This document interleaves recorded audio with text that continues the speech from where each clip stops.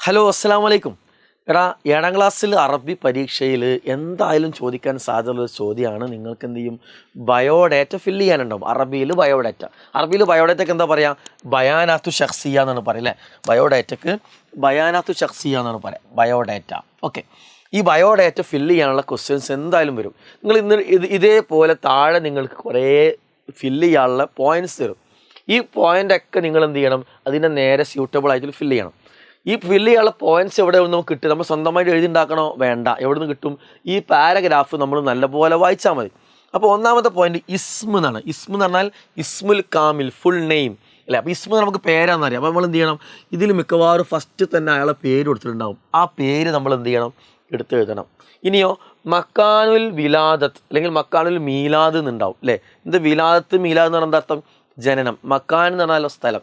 അപ്പോൾ ജനിച്ച സ്ഥലം അത് നമ്മളിങ്ങനെ നോക്കുന്ന സമയത്ത് ഈ വുലിദ എന്ന് പറഞ്ഞ സെൻറ്റൻസ് ഇല്ലേ, വുലിദ എന്ന് പറഞ്ഞാൽ ജനിച്ചു എന്നാണ്. ആ സെൻറ്റൻസിൽ ഒരു സ്ഥലം പറയുന്നത് വർഷത്തിനോടടുത്ത് ബി എന്ന് തുടങ്ങുന്ന രീതിയിൽ, ബി അല്ലെങ്കിൽ ഫി എന്ന് തുടങ്ങുന്ന രീതിയിൽ സ്ഥലം പറയുന്നുണ്ടാവും. ആ സ്ഥലം എടുത്ത് എഴുതണം. അപ്പോൾ 2 പോയിന്റ് കിട്ടിയല്ലോ, കിട്ടി. ഇനിയോ താരീഖുൽ വിലാദ അല്ലെങ്കിൽ താരീഖുൽ മീലാദ് എന്ന് പറയുന്നതാണ് ഡേറ്റ് ഓഫ് ബർത്ത് ആണ്, ജനിച്ച തീയതിയാണ്. ഇനി ചിലപ്പോൾ അത് എന്ത് ചെയ്യുന്ന പറഞ്ഞാൽ, ചിലപ്പോൾ നിങ്ങൾക്കിത് ആമുൽ മീലാദ് എന്ന് ചോദിക്കും, ആമുൽ മീലാദ് എന്ന് ചോദിക്കും.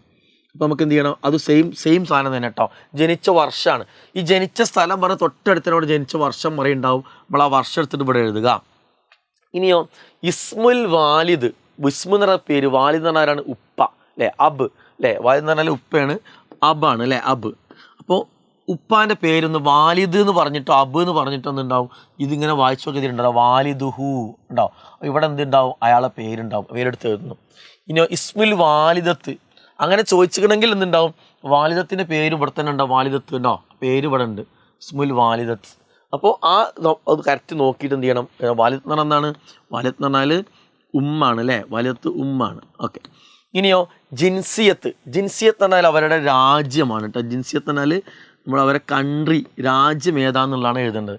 അപ്പോൾ ഇവർ ജനിച്ച സ്ഥലം പറഞ്ഞിടത്തുണ്ടാവും, രാജ്യം പറഞ്ഞവിടെ ഫി എന്ന് പറഞ്ഞിട്ട് സ്ഥലം രാജ്യം പറഞ്ഞ, ഫി എന്ന് പറഞ്ഞ രാജ്യം പറയാം. ജനിച്ച സ്ഥലം ബി എന്ന് പറഞ്ഞാണ് പറയാം. ഫി എന്ന് പറഞ്ഞാൽ രാജ്യം പറഞ്ഞിട്ടുണ്ട്, ഇഞ്ചൽത്തറ. ഓക്കെ, അപ്പോൾ ഇതേപോലെ രാജ്യം പറയുന്നുണ്ടാവും. ജനിച്ചു എന്ന് പറഞ്ഞ പോയിന്റ് പുലിത എന്നുള്ള സ്ഥലത്താണ് പറയുന്നുണ്ടാവുക. അതെടുത്ത് നമ്മൾ എന്ത് ചെയ്യണം, ഇവിടെയും ഫില്ല് ചെയ്യണം. ഇനിയോ മുഅല്ലഫാത്ത് എന്ന് പറഞ്ഞ അർത്ഥം, മുഅല്ലഫാത്ത് എന്ന് പറഞ്ഞാൽ ബുക്കുകൾ, അദ്ദേഹത്തിന് എഴുതിയിട്ടുള്ള പ്രധാനപ്പെട്ട കൃതികളാണ്, ബുക്സുകളാണ് എന്ത് പറയുക, മുഅല്ലഫാത്ത്. അത് മിക്കവാറും ഇതിൻ്റെ ലാസ്റ്റിൽ 1, 2, 2, 3 ഇങ്ങനെ പറയുന്നുണ്ടാവും. മുഅല്ലഫാത്ത് എന്ന് തന്നെ പറഞ്ഞിട്ട് പറയുന്നുണ്ടാവും. ഇങ്ങനെ നോക്കുമ്പോൾ ഇങ്ങനെ കാണാനല്ല, മുഅല്ലഫാത്തു മീൻ മുഅല്ലഫാത്ത് ഉണ്ടോ. ഇവിടെ എന്ത് ചെയ്യുന്നുണ്ടാവും, 2 ബുക്കുകളെ പേര് പറയുന്നുണ്ട് അല്ലേ. യെസ്, അപ്പോൾ അങ്ങനെ 2 ഉണ്ടാവും, ചിലപ്പോൾ 3 ഉണ്ടാവും. ആ പേരുകൾ നമ്മൾ എന്ത് ചെയ്യുക, ഓരോന്ന് 1, 2 ഇങ്ങനെ ഇട്ടിട്ട് എന്ത് ചെയ്യുക, കോമട്ട് നേരെ എഴുതുക. ഇനിയോ മക്കാനിൽ വഫാത്ത് നമുക്കറിയില്ല. വഫാത്ത് എന്ന് പറഞ്ഞാൽ എന്താണ്, മരിച്ചു എന്നാണ് അല്ലേ, മരണത്തിൻ്റെ മക്കാന് സ്ഥലം. അത് ലാസ്റ്റ് തൂഫിയ എന്ന് പറയുന്നത്, ഇത് തൂഫിയ മരിച്ചു എന്നാണ് അർത്ഥം, മരണപ്പെട്ടു. അപ്പോൾ ആ പറഞ്ഞ സ്ഥലത്ത് നിന്നുണ്ടാവും, ആ പറഞ്ഞ പോയിന്റിൽ ജനിച്ച സ്ഥലം ഉണ്ടാകും. പിന്നെയോ താരീഖുൽ വഫാത്ത്, ജനിച്ച വർഷം അവിടെ ഉണ്ടാവും, കണ്ടില്ലേ. അപ്പോൾ ഈ രീതിയിൽ ഈ പോയിന്റ് നല്ലപോലെ നോക്കുക, അതിൻ്റെ മീനിങ് മനസ്സിലാക്കുക. ഈ പാരാഗ്രാഫ് നല്ലോണം വായിച്ചാൽ നിങ്ങൾക്ക് എന്ത് ചെയ്യും, ഈ ഓരോ പോയിന്റും ഇങ്ങനെ അടിപൊളിയിൽ ഫില്ല് ചെയ്യാൻ പറ്റും. 4 മാർക്കോ 5 മാർക്കോ 6 മാർക്കോ ഒക്കെ ചോദിക്കുന്ന ഷുവർ ക്വസ്റ്റ്യൻ ആണ്. എന്തായാലും ഇത് പഠിക്കുക, ഈ മാർക്കും ഉറപ്പ് വരുത്താം. Okay, all the best.